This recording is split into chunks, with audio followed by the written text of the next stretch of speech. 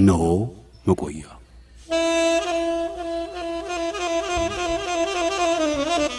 በመቆያችን እናቆያችሁ።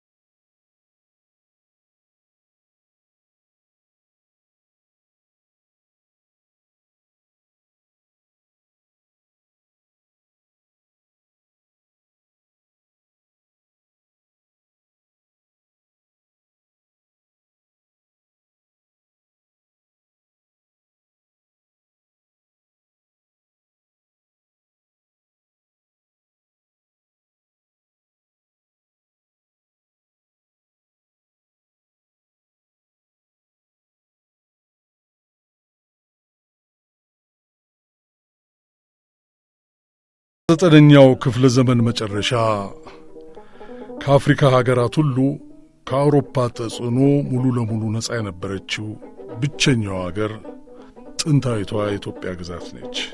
ይህ ደግሞ የታሪክ አጋጣሚ አልነበረም። ኢትዮጵያ ሉዓላዊነቷን ያስጠበቀችው ወራሪዋ ጣሊያን ላይ በአድዋ ወሳኝና አንገት የሚያስደፋ ድል በመቀዳጀቷ ነው። አድዋ እንደ ከፍተኛ የቅኝ አገዛዝ ጦርነት አቻ የማይገኝለት ነው።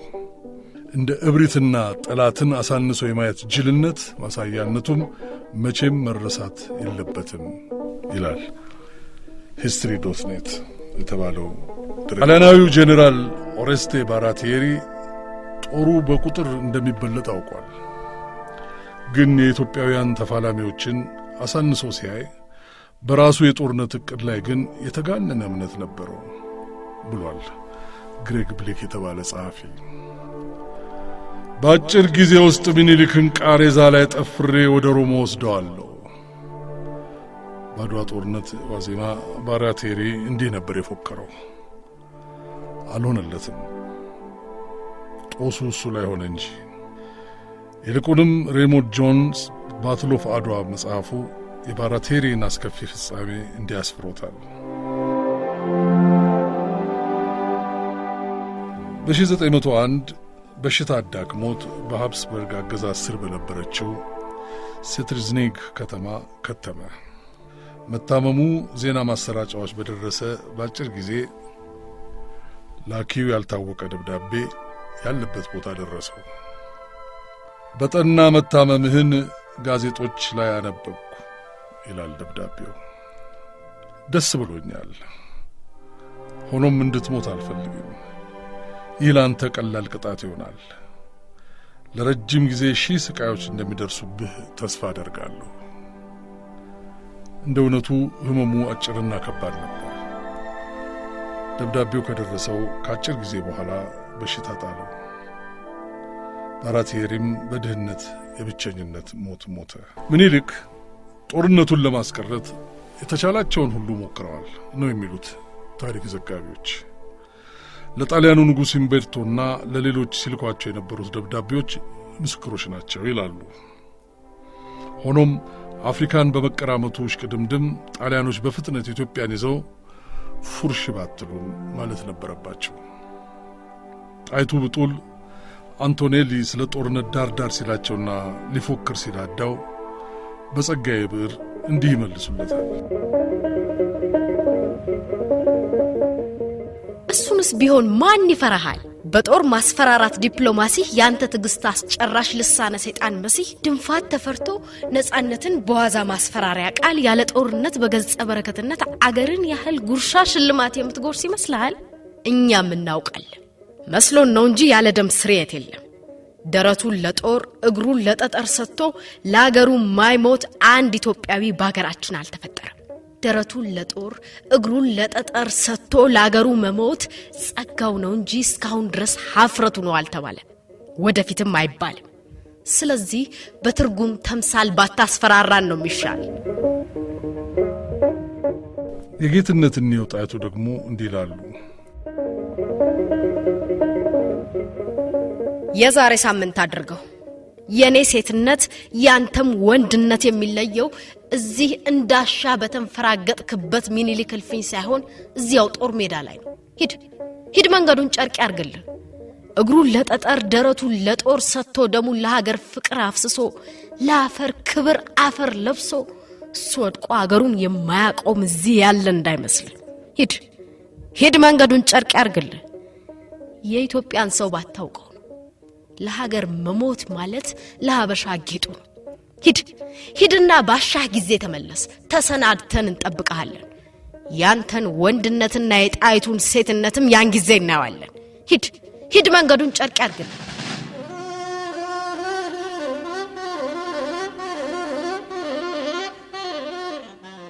በነገራችን ላይ በርካታ የውጭ ጸሐፊዎች ጣይቱን ወታደራዊ ስትራቴጂስት ይሏቸዋል። አንድ ጽሑፍ ለኢትዮጵያ ድል ወሳኝ የሆነውን በሰላዮች የሚሰበሰበውን መረጃ በአብዛኛው ይቀበሉና የተነትኑ የነበሩት ጣይቱ ብጡል ነበሩ ይላል። እነኚሁ መረጃዎች ናቸው ምኒልክ ጣሊያኖች ይፈልጉ በነበረው በአዲግራት ሳይሆን አድዋ ላይ ጥቃት እንዲሰነዝሩ ያስቻላቸው። ጣይቱ ብጡል የተዋጣላት የኢትዮጵያ መሪ ነበረች። ኢትዮጵያ በአጣብቂኝ ውስጥ በነበረችበት ጊዜ ያሳየችው ድርጊቶች ኢትዮጵያን ከቅኝ ግዛትነት ያተረፈ ብቻ ሳይሆን አፍሪካም ከቅኝ እንድትወጣ መንገዱን ጠርጓል። ጣይቱ ከውስጥም ከውጭም የሚደርሱትን ጫናዎች በመቋቋም ብሔራዊ ጥቅሞችን አስጠብቃለች ይላል አንድ የድረገጽ ጽሑፍ። ጣይቱ ምንም እንኳን አውሮፓውያኑን ወዳጅነት ቢታገሱና በቤተ መንግስት ዝግጅቶች ቢጠሯቸውም እነሱ ላይ የነበራቸው ጥርጣሬ ከፍተኛ ነው። ጠረናቸውን እንኳን አይወዱትም ነበር ይባላል። ምኒልክም ኢትዮጵያን ለመከላከል ህዝባቸውን ከዳር ዳር ማንቀሳቀስ ነበረባቸው። ተክለጻድቅ መኩሪያ በአጼ ምኒልክና የኢትዮጵያ አንድነት መጽሐፋቸው ለክተቱ ምላሽ የሰጠውን ዘማቾች እንቅስቃሴ እንዲህ አስፍረውታል። የኢትዮጵያ ወታደር የጣሊያን አጥቂነት እንደታወቀና ክተት አዋጅ ከታወጀ ወዲህ ለዚህ ለአድዋ ጦርነት ቀረብ ያለው የጎጃም የበጌምድርና ወሎና የላስታው ከ300 እስከ 500 ኪሎ ሜትር ያህል፣ የሸዋና የሐረር የባሌ የአሩሲ የከምባታ የሲዳሞ የጅማ የከፋ የወለጋና የኢሉባቦር ጦር ከ1000 እስከ 1500 ኪሎ ሜትር ድረስ ርዝመት ያለውን አገር በእግሩ አቋርጦ ተጉዟል። አብዛኛው አጭር ሱሪና ጥብቆ ለብሶ በዚያ ላይ ነጠላውን ደርቧል። የሚራመደው በባዶ እግሩ ከድንጋይና ከእንጨት እንቅፋት ጋር እየታገለ ውስጥ እግሩን እሾህ በሙቀት ጊዜ ረሞጮ እያቆሰለው ነው።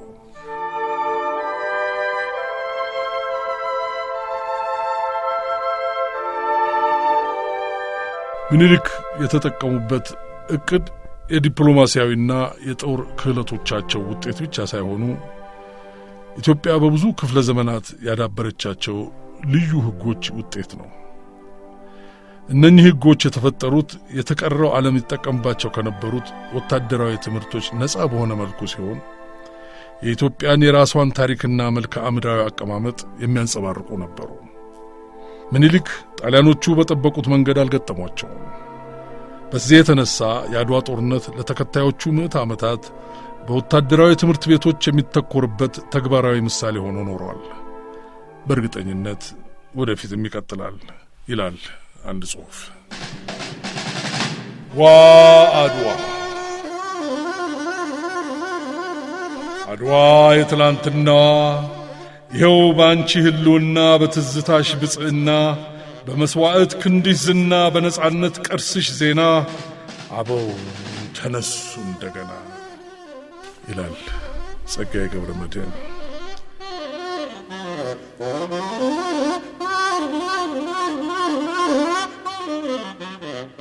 በነገራችን ላይ እኛ በታሪካችን ብንኩራራ ገለል በልና ገለል አርጋቸው ብንል እንደ አጥቢያ ኮከብ ሲነጋ ታየ ብንል የጀግና ልጅ እናት ታጠቂ በገመድ ልጅሽን አሞራ እንጂ አይቀብረውም ዘመድ ብንል የምንኮራበት ታሪክ በልብ ወለድ የሚኳኳል በአኒሜሽን ቴክኖሎጂ የሚብለጨለጭ ብዕራቸው የሰላ የፈጠራ ጸሐፊዎች የአእምሮ ውጤት ሳይሆን አውርተን የማንጨርሰው አኩሪ ታሪክ ስላለን ነው። የምንኮራባቸው እናቶችና አባቶች ስለነበሩ ነው። በባትል ኦፍ አድዋ ላይ ከተጠቀሱት የጦርነቱ በርካታ ክስተቶች የሚከተለው የጣሊያኖችን ፍርሃት ቁልጭ አድርጎ በጣሊያን ወታደሮች መሃል ፍርሃት መስፈን ጀመረ። የኦሮሞ ፈረሰኞች መከሰት ግልጽ የሞራል ውድቀት አስከተለ። ኦሮሞዎቹ ፈረሰኞች ጠመንጃ አንጋቾች ነበሩ። ወደ አንድ ይዞታ ይጋልባሉ፣ ከፈረሶቻቸው ይወርዳሉ፣ ይተኩሳሉ። ኦሮሞዎቹ የሚንቀሳቀሱት በከፍተኛ ብቃት ስለነበረ እየተፈረካከሰ የነበረውን የጣሊያን የሞራል ውድቀት አፋጠኑት። ባራቴሪ በኋላ እንደተናገረው ኦሮሞዎቹን በመፍራትና እንዲሁም የኦሮሞዎቹ ትጥቅ የያዙ ወታደሮችን ቆርጠው ይጥላሉ የሚለው እምነት በርካታ ወታደሮች እንደ እብድ መሳሪያዎቻቸውን እንዲጥሉ አደረጋቸው ይላል።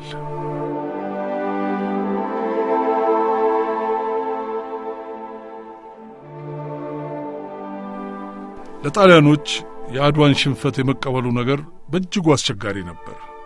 ውጤቱ ከኢትዮጵያ ተራሮችና ሸለቆች አልፎ የጋራባልዲን ሀገርም በፖለቲካ ቀውስ አምሷታል።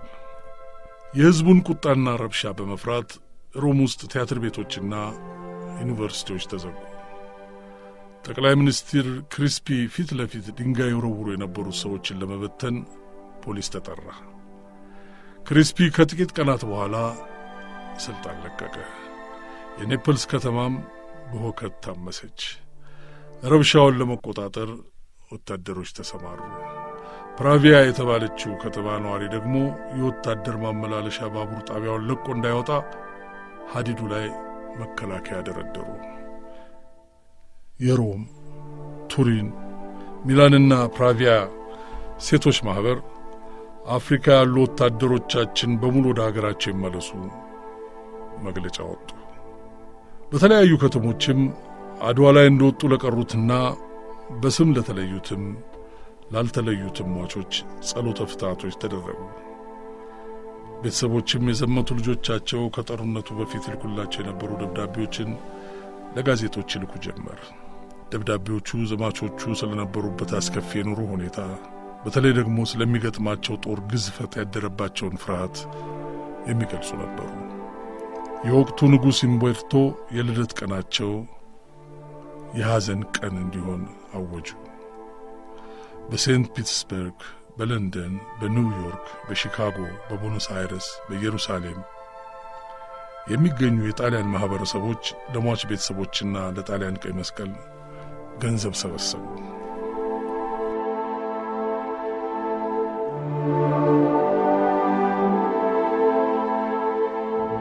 በነገራችን ላይ ፍራንቼስኮ ክሪስፒ ከስልጣን ከለቀቀ በኋላ በድህነት ሲማቀቅ ኖሮ እንደ አውሮፓ አቆጣጠር ነሐሴ 11 1901 ሕይወቱ አለፈች። አድዋ የዘመናዊቷ ኢትዮጵያ ጅማሬ ክስተት ብቻ አልነበረም። በተጨማሪም በዘመናዊቷ ጣሊያን የሕይወት ምስቅልቅል መጀመሪያ ብቻም አልነበረም። በእኔ አመለካከት አድዋ የዓለም ታሪካዊ ቅርስም ነው። አድዋ የአፍሪካን ታሪክ የወሰነ ጦርነት ነው ይላል ሬይሞንድ ጆንስ።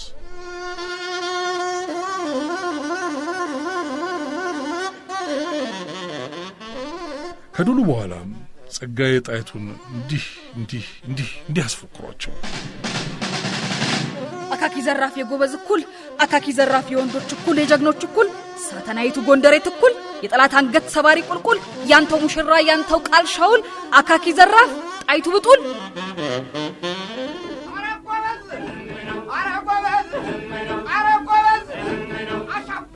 የጣይቱ ቀረርቶ በምኒልክ ቤተ መንግሥት ብቻ የተወሰነ ሳይሆን ከዳር ዳር ያስተጋባ ነበር። አድዋ ደም ግብር ነው አበው የለከሱት ቀንዲል፣ አድዋ የአፍሪካ ዱካ ነው አበሽ የከተበው ፊደል። ላጥፋህ ቢሉት መች ይጠፋል ጠላት በልቶ ያፈራ ተክል። ለዛሬም ታሪክ አባት ነው ነገም ሌላ ቀን ነው ለሚል አድዋ ሰው ዛብ ደም ድልድይ፣ አድዋ ፍልሚያ አንድም ራእይ፣ ልብ ላለው ልብ ያነዳል ለምር ቀን ስንት ይሆናል። ነጻነት አይለመንም ያው ጥንትም ተጽፏል በደም አገር ድንበሯ ሲነደል ያው ዛሬም ተናግሯል በፍም ብሏል ነቢይ መኮንን ለአድዋ 100ኛ ዓመት በጻፈው ግጥም።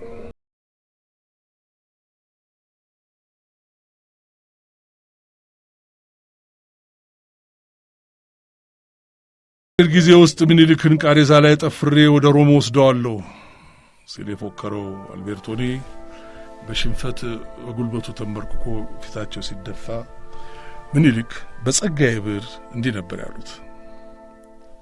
አልቤርቶኒ የውል ቃል የማፍረስ ወህኒ ገባርነት ጥቅም ካለው እስቲ እንደዚህ ቀምሰህ ይው ያውልህ በላንተው ፍረድ። አንተው ከቋጠርከው ወጥመድ በስተቀር ሌላ ገመድ የለም እኔ ምኒልክ ዘንድ። አልቤርቶኒ ምንድነው የምትፈልጉብን?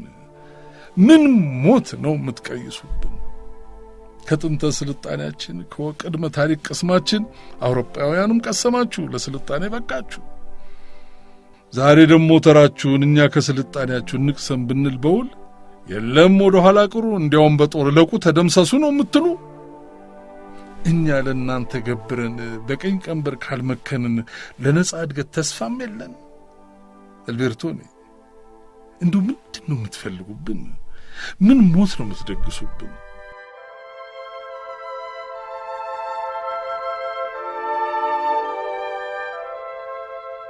በወቅቱ የታተመ ዘ ስፔክታተር የሚባለው የብሪታንያ ጋዜጣ እንዲህ ነው ያለው። ጣሊያኖች በዘመናችን ነጮች በአፍሪካ ከደረሰባቸው በእጅጉ የላቀ ታላቅ መቅሰፍት ወርዶባቸዋል። ይህን ነበር ያለው።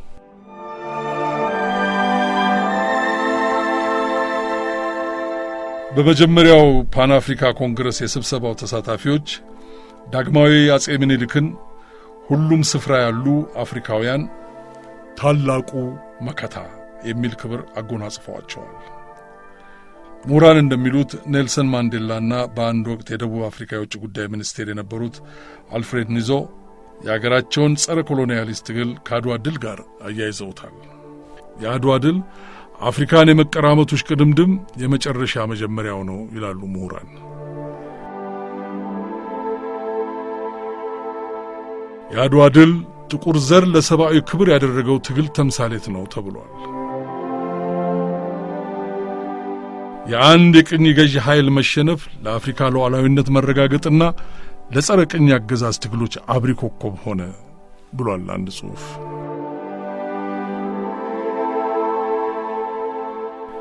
የአድዋ ጦርነት ኢትዮጵያን ከሮም ቅኝ ተገዥነት ያዳነ ብቻ ሳይሆን አንዲትን አፍሪካዊት አገር በዓለም ህብረተሰብ የሌሎች እኩያ አድርጓታል ብሏል አፍሪካን አሜሪካን ሬጅስተር የተባለ ድረገጽ።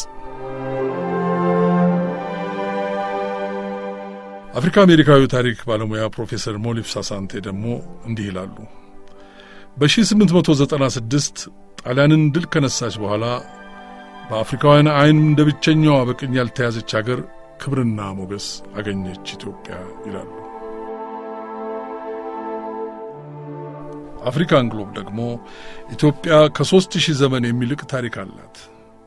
ኢትዮጵያ የሚለው ቃል አንዲት አገር ወይም አካባቢ ስም ብቻ ሳይሆን አፍሪካ ወንድማማችነትና የነጻነት ጽንሰ ሐሳብ ገላጭ ሆኗል ነው ያለው።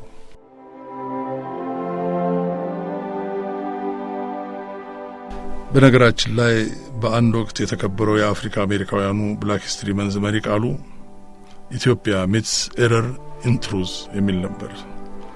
ኢትዮጵያ ስህተትን በሐቅ የገጠመች እንደማለት ነው።